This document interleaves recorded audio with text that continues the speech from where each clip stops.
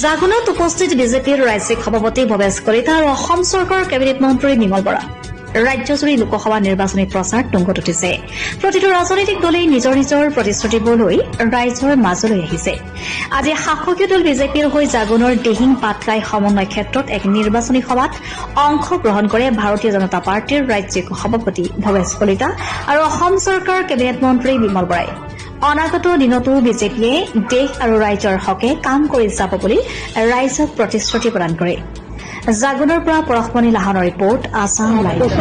চুকাফাই সমন্বয় ক্ষেত্ৰত ভাৰতীয় জনতা পাৰ্টী আৰু মিত্ৰগোষ্ঠীৰ আমাৰ প্ৰাৰ্থী সৰ্বানন্দ সোণোৱাল ডাঙৰীয়াৰ প্ৰচাৰৰ বাবে এখন বিশেষ নিৰ্বাচনী সভা ইয়াত অনুষ্ঠিত হৈছিলে।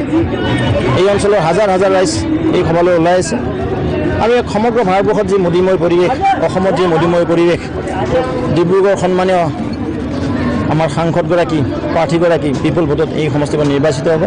ইয়াত কাৰো লগত কম্পেয়াৰ নহয়, কাৰো লগত কণ্টেষ্টতে নহয়, বিপুল ভোটত আমাৰ প্ৰাৰ্থী নিৰ্বাচিত হ'বলৈ সক্ষম হ'ব।